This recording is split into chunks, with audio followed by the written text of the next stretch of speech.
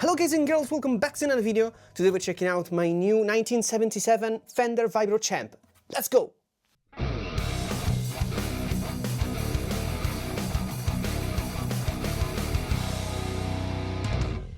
So, welcome back. Today we're checking out this not so new amp, which I'm very proudly the new owner.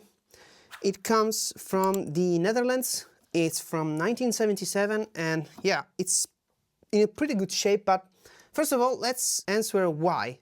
Why did I got this little student amp? At the time it was conceived as a student amp. Well, first because I wanted a Fender sound in my rig. I love my Marshall Jubilee. I can use it basically for anything, but I wanted a more, more clean sound, more Fender. I wanted this sound.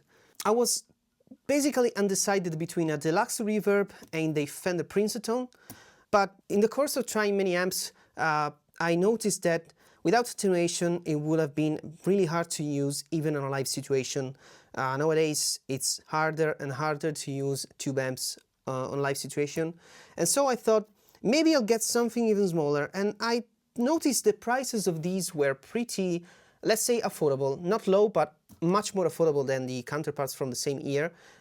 This basically was the price of the new one. There is a 68 Fender Vibro Champ Reverb, brand new. But this one, first of all, it's the real deal. It's not a reissue, there's nothing wrong with a reissue, but you know that stuff was made differently, components were made differently.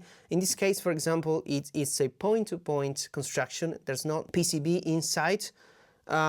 Yeah, it's great to work on. If anything goes wrong, it's really simple and easy. It has one 6v6 GT tube as a power amp and two 12AX7. Then there's a tube for the tremolo, and that's it, basically. It's a really simple design, and the other cool thing that makes me gravitate towards this is that it's low wattage, and so I hope that I could use it without an attenuation at home, which, spoiler alert, I can, but not all the way up. All the way up is still very, very loud. I will end up damaging my ear and probably my, having my neighbors hate me. So there's no way I can play this over 6, let's say, especially with an Humbuckers guitar. With single coils I can do that, but I have to play softly. I can't dig in, otherwise it gets pretty loud. But the other thing that makes me gravitate towards this amp is the fact that basically the circuit was untouched from the blackface era. So despite the other amps in the Fender lineup changing during the years, they changed the speaker, they changed the design of the circuit.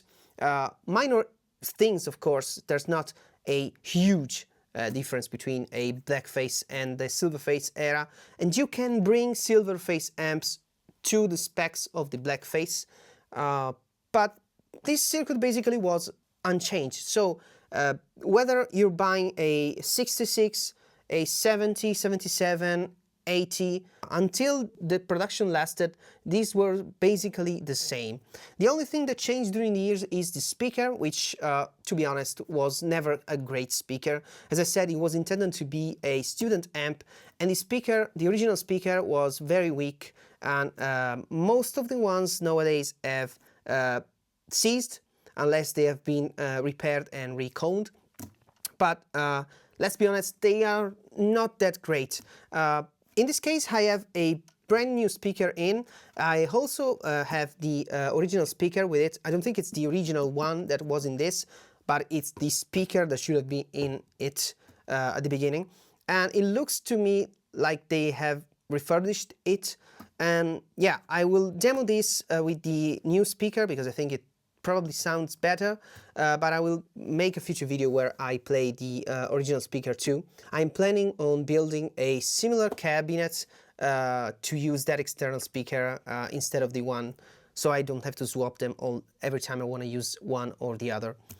But yeah, it's a great amp. It has some scars, but it's in very good condition for the age and for the price. I've seen very rough ones for basically the same price. So I think I did well. I know that overseas in the US these come really much more affordable. I've heard people getting them for below 500 euros or $500, but let's be honest, here in Europe these are much less common, and so when there is an original one you have to pay for it. But I think that for the price I still got exactly what I wanted. But now let's check how it sounds. I mic'd it up with an SM57 and also with my Lewitt LCT 440. I will switch between the mics so you can hear the different character depending on the mic. I think I really like it with the SM57, and I will also play it with an attenuator so I can let you hear over 6 o'clock of the master volume. I will also demo the beautiful vibrato that's in here. Yeah, let's go straight to the demo.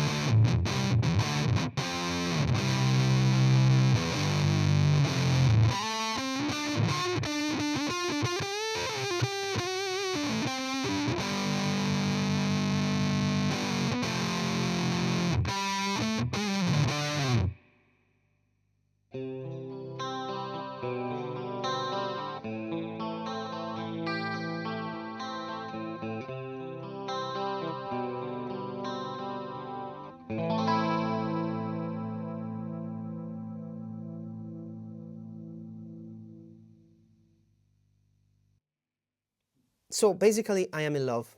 It's exactly the sound I was searching for, and it's a amazing pedal platform. It really does sound great.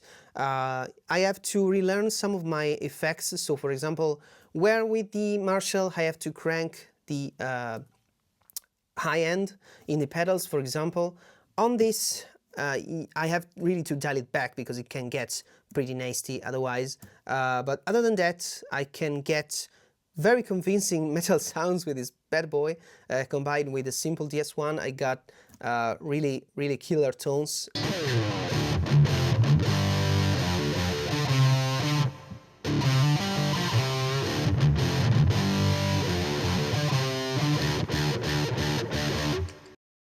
Yeah, the speaker I think makes a huge part of the sound. I think that this new speaker is a great addition. Many people use this speaker in this kind of amps. Yeah, it probably have enough volume to keep up with a small gig, you know, with a drummer in a relatively small venue. But if you don't have enough power, you can of course mic it up and have a great sound in the PA system. But last night I was rehearsing with my band and we play metal, and I was using this little amp dimed to the maximum with a DS1 and the and my Gibson Les Paul double cut. And yeah, this was had a killer tone. It was really fast.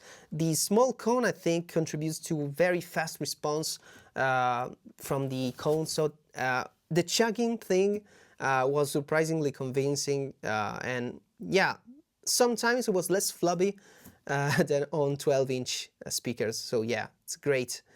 Great little amp. I'm so happy, and I will bring to you more in the future. I will show you how it works with an attenuator. I will show you how it works with different speakers. I will show you with different speakers other than 8-inch ones. I think that this circuit can sound even better when paired to a bigger speaker. Especially, I was thinking 10 inches. I have to try some, and I will get back to you. But right now, I'm so happy. I love it so much. And if you want something like this, get it now, because I think that these two will go up in prices like everything is going to today, because our generation and the newer generations too are finally getting the fact that this stuff gets old, but gets old in a good way. It's much more repairable. You know, I love digital stuff. I use it all the time, but it's more prone to issues. If anything breaks on a PCB, it's much more harder to fix. Something like this, big components, they are really easy to work on, even if you're not a tech, but a tech is able to work on. Some digital stuff, it's basically dead once anything breaks in the circuit. So I think that we are realizing, at least I am, that this stuff is cool. So this is it for today. Let me know in the comments what you think. Subscribe if you want to support me. Follow me on Instagram. I also have a Patreon if you want to support me even further. And I'll catch you in the next one. See ya!